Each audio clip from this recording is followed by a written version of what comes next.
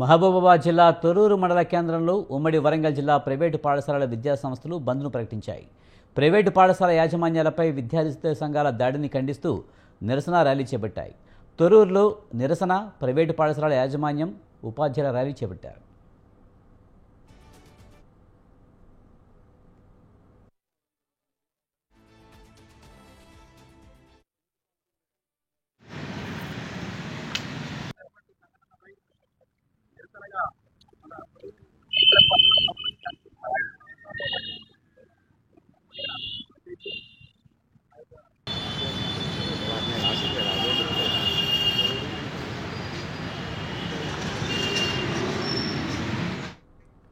ప్రభుత్వం సూచించిన నియమ నిబంధనల మేరకు పాఠశాలలు నిర్వహించిన తమకు ఈ ఇబ్బందులు ఏమిటని ఆగ్రహం వ్యక్తం చేశాయి ప్రైవేటు విద్యాసంస్థలు.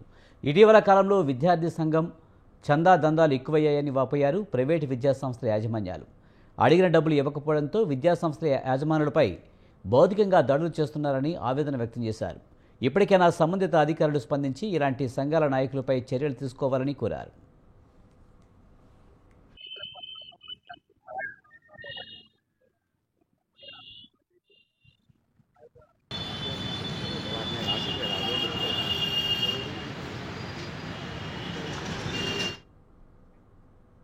మహబూబాబాద్ జిల్లా తొర్రూరు మండల కేంద్రంలో ఉమ్మడి వరంగల్ జిల్లా ప్రైవేటు పాఠశాలల విద్యాసంస్థలు బంద్ను ప్రకటించాయి.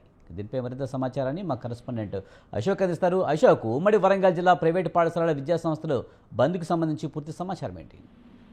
విజయ్, ఉమ్మడి వరంగల్ జిల్లా వ్యాప్తంగా అయితే ప్రైవేట్ కళాశాలలు మొత్తం, ప్రైవేట్ కాలేజీలు కావచ్చు, స్కూల్స్ కావచ్చు, ఈ రోజు మాత్రం మొత్తం బంద్ ప్రకటించాయి. నిన్న జరిగింది ఏదైతే ఉందో హన్మకొండలో ప్రైవేటు స్కూల్లో యజమాని ఎవరైతే ఉన్నారో, అంటే విద్యార్థి సంఘాలకు సంబంధించిన నేతలు ఒక వ్యక్తి మాత్రం అతనిపై దాడి చేయడం జరిగింది. దానికి నిరసనగా ఈ రోజు మాత్రం ఉమ్మడి వరంగల్ జిల్లా వ్యాప్తంగా వడప్స కావచ్చు, ట్రస్మా కావచ్చు, రెండు ఉమ్మడి జిల్లా వ్యాప్తంగా ఉన్నటువంటి కాలేజీలు మాత్రం, స్కూల్స్ మాత్రం బంద్ చేస్తున్నట్టు వాళ్ళు నిన్న ప్రకటించారు. అందులో భాగంగానే ఈ రోజు అన్ని, అంటే ఉమ్మడి జిల్లా వ్యాప్తంగా ఉన్నటువంటి కాలేజీలు, స్కూల్స్ మాత్రం బంద్ చేశారు.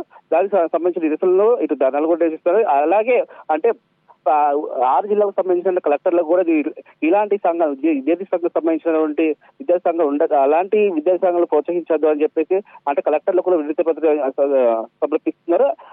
ఇది ఏదైతే ఉందో మేము అంటే పిల్లలు చదువును జ్ఞానాన్ని పంచేటువంటి మా విద్యార్థులు అంటే విద్యార్థులకు పెంపొందించినటువంటి మమ్మల్ని పైన దాడి చేయడం అనేది ఎంత నిర్మూలశేషం. అలాంటి విద్యార్థి సంఘాలు ఏవైతే ఉన్నాయో వాటిని మాత్రం మొత్తానికి అంటే నార్మల్ చేపడి చేయాలి. అయితే గతంలో కూడా ఇలాంటి కొన్ని జరిగినాయి. ఇక ముందు పునరావృతం కాకుండా చేయవలసిన ఏదైతే ఉందో ప్రభుత్వం దీనిపైన ప్రత్యేక దృష్టి సారించి దానికి వాళ్ళపై చర్యలు తీసుకోవాలని మాత్రం ఇప్పటికే డిమాండ్ చేస్తున్నారు. విజయ్, ఇప్పటి వరకు ఏం చేశారు? విద్యార్థి సంఘాల నాయకులను ఎవరైనా అరెస్ట్ చేయడం జరిగిందా? వాళ్ళని గుర్తించడం జరిగింది ఇప్పటి వరకు? విజయ్, నిన్న జరిగిన ఘటన పైన అయితే ఒక విద్యార్థి సంఘ నాయకులు మాత్రం గుర్తించడం జరిగింది. అతన్ని మాత్రం అదుపులోకి తీసుకున్నారు. కాకపోతే ఏంటంటే అతని విచారణ మాత్రం చెప్తున్నారు తప్ప అతనిపైన ఎలాంటి చర్యలు లేవు. అంటే పోలీస్ స్టేషన్లో అయితే కంప్లైంట్ చేయడం జరిగింది. అయితే ఏదైతే ఉందో ఈ సమస్య అనేది ఇప్పుడు కాకుండా గతంలో కాదు, మళ్ళీ పునరావృతం కాకుండా మాత్రం చర్యలు తీసుకునే ఉద్దేశంతో అంటే ఇటు విద్యార్థి అంటే ప్రైవేట్ కళాశాలల యాజమాన్యాలు ఏవైతే ఉన్నాయో వీటిపైన మళ్ళా పునరావృతం కాకూడదు, మా పైన అంటే ఎవరైతే ఉన్నారో ఇప్పుడు విద్యార్థి సంఘాలు వాళ్లకు డబ్బులు ఇవ్వాలని డిమాండ్ చేశారు. ఆ డిమాండ్ చేస్తాం ఎందుకు మేము డబ్బులు దిక్కిస్తాము, ఏదైతే ఉందో మేము అంటే చదువుల పిల్లలకు కాకపోతే కండిషన్ అడగండి మేము ఇస్తాము, కాకపోతే ఏదైనా డబ్బులు డిమాండ్ చేస్తాం ఏదైనా విద్యార్థి సంఘాలు ఇలా కొన్ని విద్యార్థి సంఘాలు మాత్రం ఇలా మమ్మల్ని దౌర్జన్యం చేస్తున్నారని చెప్పేసి ఇప్పటికే అంటే 3-4 పోలీస్ స్టేషన్లు మాత్రం విద్యార్థి సంఘ అంటే ప్రైవేటు కళాశాల యజమానులు మాత్రం ఫిర్యాదు చేశారు.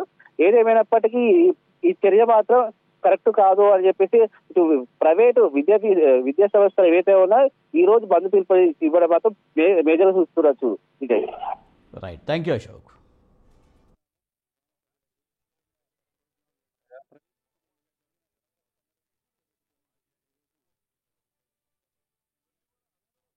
तुम्हारा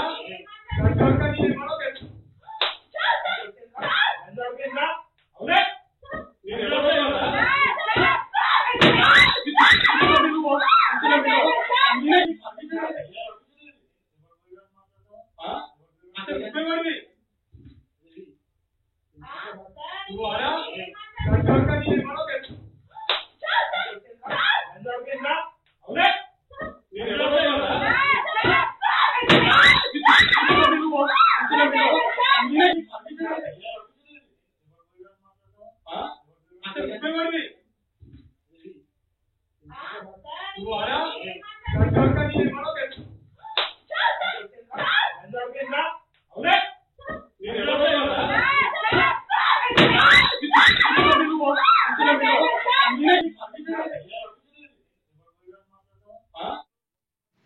ప్రజలకు ముఖ్యంగా తెలియజేయనిది ఏమనగా ప్రైవేట్ స్కూల్లో నిన్న జరిగిన వరంగల్ సంఘటన దృష్టిలో పెట్టుకొని ఈ రోజు ప్రైవేట్ స్కూల్ యాజమాన్యాలు దానికి సంబంధిత ఆధారితమైన ఉపాధ్యాయులందరూ నిరసన వ్యక్తం చేయడం జరుగుతున్నది.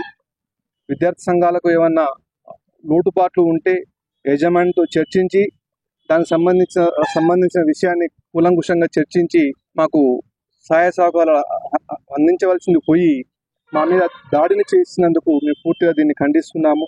వారిపై కఠినమైన చర్యలు తీసుకోవాలని భావిస్తున్నాము. ఒక విద్యా వ్యవస్థ అంటే ప్రత్యక్షంగా పరోక్షంగా సుమారుగా 100-200 పైచిలుకలకు కుటుంబాలను కాపాడుతున్న ప్రైవేటు వ్యవస్థ అంటే చిన్న చూపును దృష్టిలో పెట్టుకోకుండా దృష్టి నుంచి తొలగించి మాకు మీ యొక్క సహాయ సహకారాలు కూడా అందిస్తారని కోరుకుంటున్నాము.